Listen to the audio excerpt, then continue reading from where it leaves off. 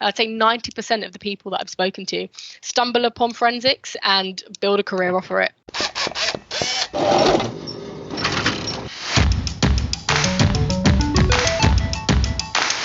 This week's guest is a little different than usual, but we think it's a topic you're really going to like.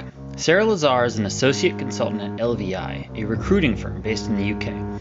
Sarah and her firm specialize in specific engineering markets and regions and make it their job to know everything about the people and firms in their area.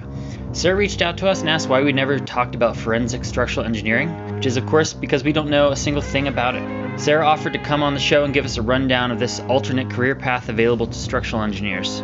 I know for me the path of structural engineering was straightforward, and that's probably appealing to a lot of engineering-minded individuals. My degree and job title are exactly the same thing. But it's nice to look around every once in a while and see what else structural engineers can actually do. So, please enjoy our conversation with Sarah Lazar.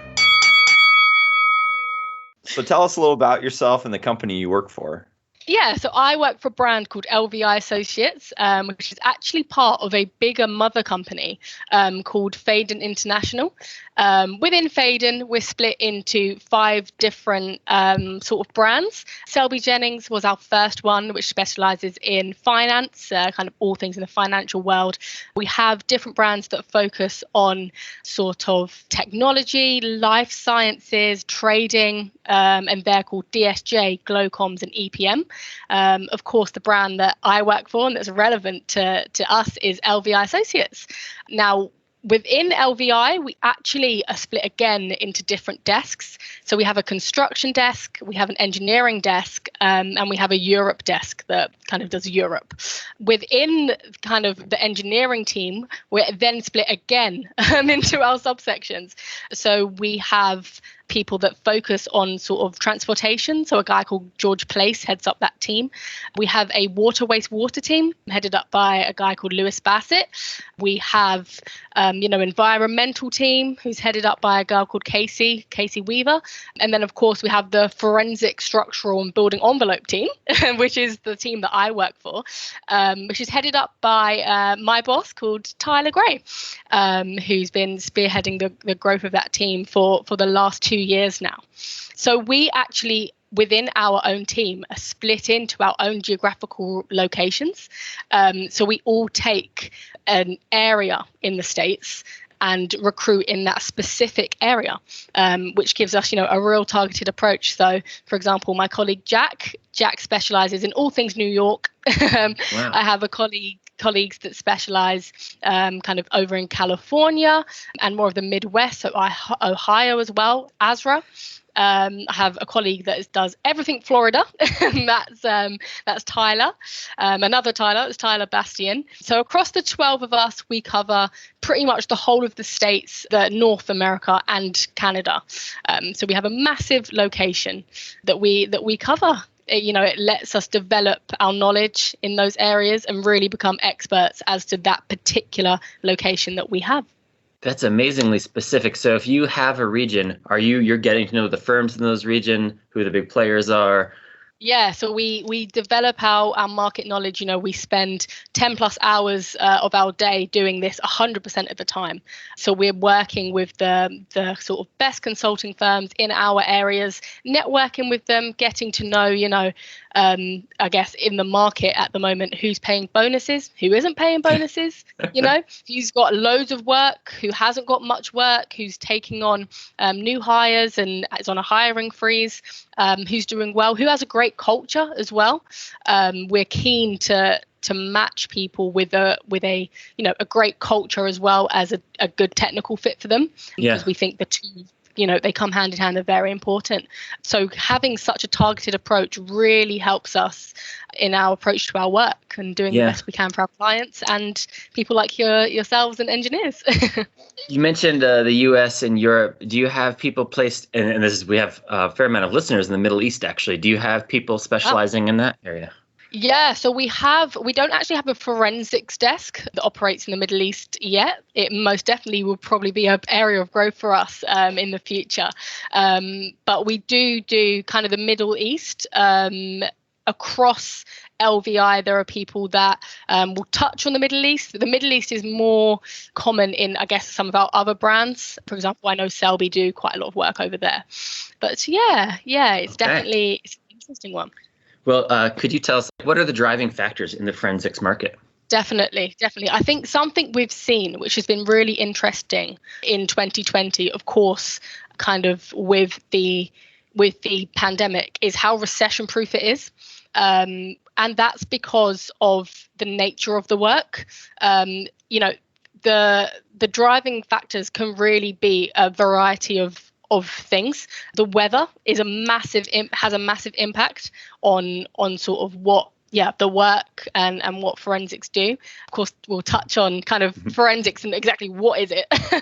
But the weather can be a massive indicator and have a massive impact on the forensic market. Everything from, I guess, wind hails to earthquakes. So you mentioned kind of a little bit recession proof. What does 2021 look like? I feel like coming out of 2020, some people have lost their jobs. There's a little more uncertainty. Does it look good in the forensics market? Is it growing, or is it kind of just a stable? It doesn't change as quickly as other things.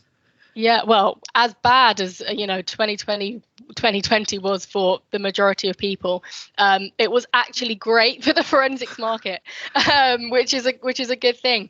Yeah, very recession proof, which means that 2021 there's a whole load of growth plans kind of across the clients that I work with for 2021. I specialize in the Mid-Atlantic. I didn't mention before, so kind of everything Washington, D.C., Virginia, and Maryland. And I currently work with 12 companies that are currently hiring and looking to take on, and not just kind of, kind of your entry-level engineers, but they're looking for office openers as well. They're looking for principals, looking for senior structural engineers, people to come in and help deliver their growth plans. So 2021 looks great for the market. So we're, a repeat of 2020 wouldn't be great culturally, but if the market stays strong, which we predict it to be, it will be another great year for the forensics market. All right. So for those that are not entirely familiar with the field of forensic engineering, or have maybe only heard this word in an episode of, let's say, CSI, what is forensics within structural engineering? Definitely, yeah. So forensics actually comes in many different forms. There are a lot of different sort of variations to the work. But I guess a go-to definition would be forensic engineering is really finding the cause and origin of a failure in a structure. Now, this failure could come from anything from wind hail damage to earthquakes to pest intrusion to there was a kind of construction defect or the failure in the design of the building. So there's a variety of different reasons that the investigations of the failures are based around. And it's interesting you mentioned kind of CSI because, the word forensics, it kind of all interlinks, but it really is kind of going in, finding the problem or the root cause of a problem, and then working to, I guess, rehabilitate and restore on repair design solutions to move it forward. So some forensic investigations and some firms will kind of just go in, find the cause of the problem and write a report on that. Other companies will take the investigation from failure to report stage to design repair solution. Companies like that are, for example, Walker Consultants, who are kind of scattered across the states. Wisjani Elsner as well, and Simpson Gumpertz Hager, big names in the forensic structural engineering world. Yeah, it's super interesting. Of course, with the sort of going in and finding out the cause of the failure, there can often be a lot of expert witness that happens with the work. A lot of the time, insurance companies or adjusters will hire a forensic engineer to kind of be like, oh, hi guys, what happened to this structure? What happened with this failure?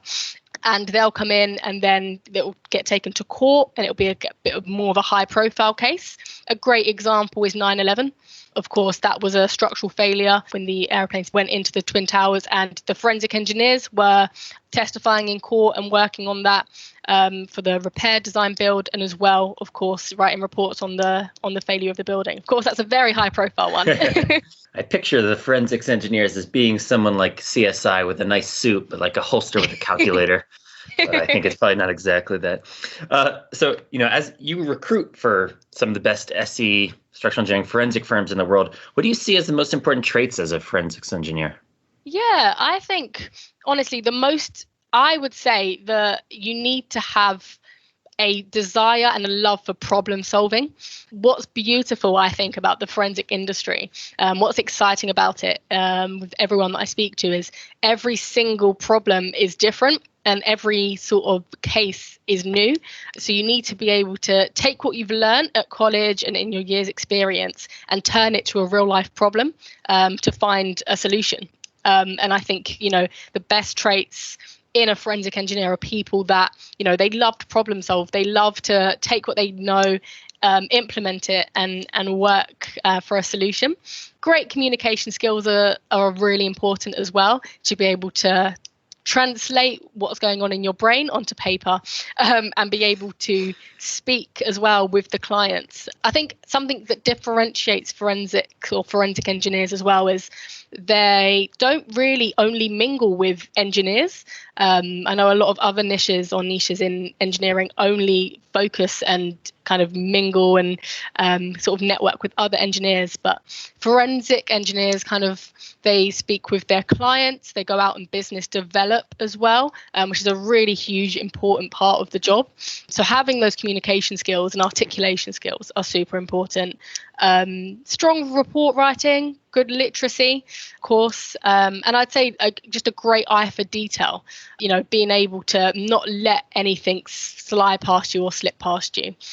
I think in the forensic engineering field, it's interesting. You will find some introverted people, but the people that really excel and exceed are extroverts, people with great networking ability, relationship building skills, who can go out and win business and take on business, as well as being technically savvy. So I think a combination of those things create a perfect forensic engineer. So, after Max and I had talked with you, we started talking about questions. One thing that Max and I both kind of thought, we had this impression with forensics engineers that it's more engineers that are kind of in the twilight of their career, kind of later on in their career. Is there a position for young professionals in forensics? For instance, do you need to have your PE or your SE license to be successful? Yeah, no, it's a really good question. Super, super good question. What's interesting about it is, there are no courses at college for forensic engineering. So that is something to bear in mind. You can't kind of take a whole degree in the discipline.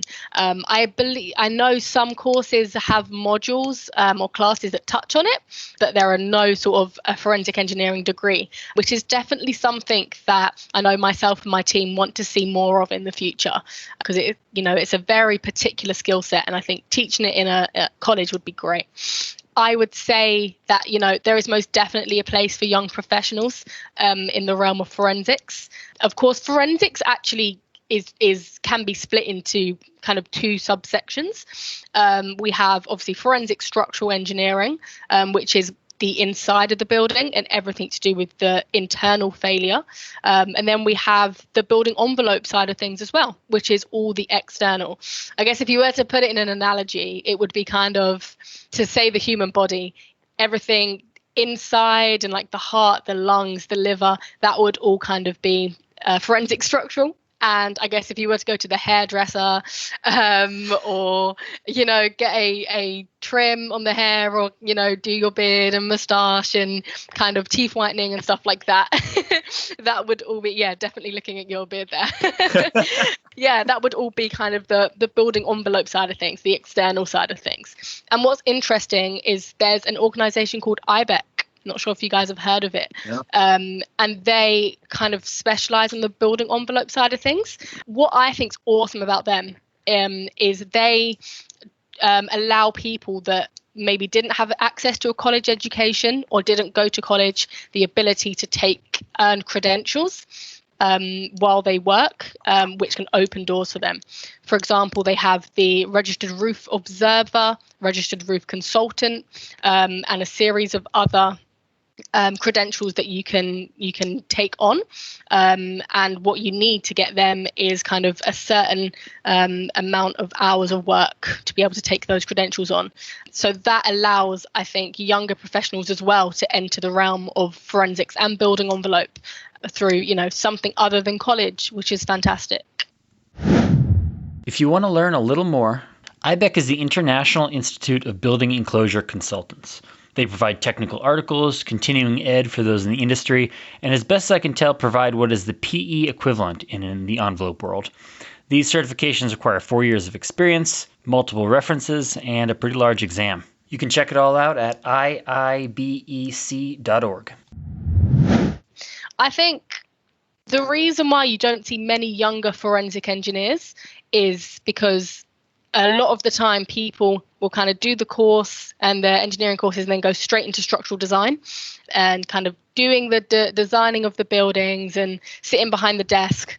And then a lot of the time people stumble upon forensics.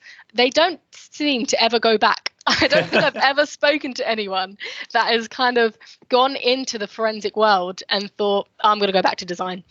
Most people, I'd say 90% of the people that I've spoken to, stumble upon forensics and build a career off of it. It's one of those things. In terms of PE and the SE licenses, most definitely. Majority of forensic engineers that you will come across will have a license. There are some that don't, but it is quite rare. There are forensic architects as well. They do slightly different work. So they, of course, don't have their PE or SE, but are usually a registered architect. Mm-hmm. So have taken, their set of exams and are a fully registered architect, which gives, a lot of the same abilities that the PE or SE would give. Yeah, I have a feeling a lot of people in engineering, and like myself, kind of in part chose engineering because it's such a linear path. When you know the courses that you take concrete and wood, and you get out and you design concrete and wood, and you just know exactly what that looks like. And yeah, forensics feels like a little bit of a turn leaving school, and it's not something that just pops in your mind. But out of interest, do you know any forensic structural engineers? No. No. Oh wow. Yeah. Yeah, absolutely not. Yeah, I'm there with Max too. I don't know any either. Maybe one, but yeah. And really, I guess I'm happy to say I don't know any. Yeah, nothing's fallen down. We haven't had the need to meet one. Fair enough. No, I'm happy to be able to, speak about it and share some light on the very small niche that is forensic structural engineering. Yeah. It's a very untapped section of the market, which is definitely worth exploring. So I'm happy to be speaking about it with you guys. Cool. So I have a feeling that, going into forensics, having some construction experience, like you said, is really valuable. Just knowing how buildings go together. So for someone that is fresh out of school and is interested in forensics, what should they focus on, stress in an interview that they are capable of? Like what, for someone without a lot of actual construction or structural engineering experience, what can they bring to the table? Yeah, so myself and my team, we do focus on more of the senior to director level candidates, but I can definitely offer some insight as to what a lot of my clients would be looking for in someone fresh out of college. So it would kind of be, a good degree from a well-regarded school, or, those IBEC qualifications, and or, because you can, of course, can get both. Someone that has interned as well at a solid engineering firm. There's it doesn't have to necessarily be forensic experience, but an engineering firm with high-end structural design experience. Someone definitely that has done buildings, not really marine docks or bridges or kind of anything kind of that can kind of move away, but yeah, kind of existing buildings, and really is the go-to. People that are taught by great people in the design world. Of course, a lot of the reason why people transition from design into forensics is once you've got that complete thorough knowledge of the design of a building, you can easily decide what happened and where the structural failure was, and write up the report, and of course offer suggestions for a repair and a new design for it as well, which is a lot of the reason why people transition in. But that's not to say that you can't, as you said, go straight from your degree into the forensic world, which is great. I'd say the top kind of colleges that people will look at, there'll be your kind of Penn States, your Ball States, Georgia Tech, different degrees and sort of colleges across the states, and a variety of degrees would be really well regarded as well. Civil engineering, structural engineering, of course, architectural engineering or architecture as well. So yeah, there's many different routes in. So with respect to, again, forensic engineering, and we've seen a lot of big failures and ones that people have seen in the news, like the recent Hard Rock Hotel collapse, and there's a bridge in Florida, pedestrian bridge that collapsed during construction. What does a day-to-day look like for a forensics engineer? So it really does vary. It's a great question. Some days, first half of it would be going out on site, and the second half could be report writing, recommendations. There could be a couple depositions in there, of course, going to court and testifying, which most people I speak to really, really enjoy. They say, it's super cool. And apart from that, I've heard it pays really well, which is always nice as well. But yeah, kind of in terms of what a forensic engineer will do day to day, it really does depend. There is, of course, the business development side. So there's a lot of client lunches. There's a lot of insurance industry events. Networking is a really big part of the job, which I think attracts engineers in as well. That's one of the exciting things, is the networking, the ability to travel as well and make really a real difference in the engineering world. You could even help out people that may have lost someone due to a structural failure by giving them sort of the answer, really, helping out in that way. So I would say, in summary, every day is different. It could be investigating, it could be observing a roof and sort of moisture intrusion and waterproofing solutions, could be analysing a bad design or a faulty design and redesigning. It could be a residential collapse. It could be going into bigger structures such as stadiums. A great client of ours, Walter P. Moore, actually work on the stadium over in LA, which is great. And forensic engineers, absolutely, to be able to work on a project like that is fantastic. For myself, quite topical actually. I have. Of course, a lot of my clients in DC work on buildings such as the Capitol building. They work on sort of all the governmental side of things, like the White House, the Smithsonian institutions as well. So giving engineers the ability to, work on these famous buildings, which I know is important to a lot of engineers, it's super cool. And I love hearing about it. So every day is different. Some days it will be a multi-family project and a more of a residential side. Other days, depending on the client you work for, you could be doing stadiums. So it really does depend, which keeps it fresh, keeps it new, and keeps it exciting. Yeah, you mentioned insurance agencies. Who is like the typical client for a forensics engineer? Is that the most common? So it really does depend. There are kind of two sides to it, really. So a lot of companies that I work with will work with kind of attorneys and insurance companies. The insurance, I guess, adjuster is the first person to come in and scope the loss. Then they'll go back and report it to the insurance company. And then the insurance company will go and get a forensic engineer to come in, analyze, write the report and advise, really. But it can be on the plaintiff side as well, sort of building owners and developers. But it really depends on the service lines of the client and sort of their sort of market, really. Which can vary via location as well, which is kind of important to know. I know a lot of my clients down in, I guess, more of the Richmond area tend to do a lot more residential and some commercial stuff. And then my clients in DC do a lot of institutional stuff and a lot of commercial stuff. So it can really depend on the location of the firm as well. What would you say are the tools of the forensic engineer? For us, in design, we use modeling software and abide by the building codes. So is there a similar approach for forensics engineers, but maybe in some way it's almost in reverse? It's interesting. I mean, in terms of the tools, of course, having Revit and AutoCAD and sort of the design programming is useful if you're working for a firm that takes it through to the design stage as well. Really, the forensic engineers, they tend to use sort of thermography and heat detectors, water detectors.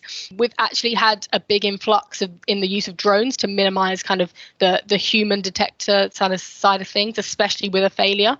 A lot of, teams are built around the use of drones now, which is important and interesting. But I mean, it's interesting that the tools are definitely less than you guys would use over on your side, for sure. Do you think there are any traits or abilities that a forensic structural engineer has to excel at more than just a typical structural engineer? Yeah, I would definitely kind of going back to earlier what I said, the extroverted nature, the business development side of things really, really does help. You can, as I said, succeed and do really well as a forensic structural engineer if you're more introverted. But I think that the ones that really reap the rewards are those that can business develop. You just set yourself apart really from the competition. It's interesting because, the forensics market is definitely a newer industry. But as kind of mentioned earlier, it's an industry that, there's always going to be a failure and there's always going to have to be an engineer that decides what happened, which is interesting. So the business development side of things just keeps, the firm that you're working for ticking over with new projects, which is something that I know a lot of my clients in the DC area did exceptionally well in 2020, which is fantastic. I think that you need to have great critical thinking skills to be a forensic structural engineer. You need to be able to think, I know this and I can see this in front of me, so what really happened here? And I guess not take something at face value. There could have been a hurricane, but the actual cause of the failure was a design fault. So not taking, I guess, something as what it looks like on paper, but really going in, investigating and getting to the root cause of the problem. I would say, again, great communication skills and the ability to work under pressure. I've never testified in court, I'm kind of happy to say, I guess, on my side. But to be an expert witness, you need a cool head under pressure to be able to articulate yourself well when deposed, which is great. And I think that the ability to collaborate with other engineers as well, you as a forensic engineer, you'll often find yourself on site with mechanical engineers, electrical engineers. It's a very sociable industry. So to be able to kind of all work together and kind of combined taking the advice from the specialists in the mechanical world, the electrical world, and really deciding what happened with everything considered. That's the ability, I think, to be able to do that and collate information and really get to the root of the problem, which is great. So this might be a little bit of an interesting question, and I'm curious if what your thoughts are. With forensics engineers kind of going in and potentially saying what the structural engineer of the building has done wrong. What do you think the relationship is between the forensics engineer and kind of the general SE community?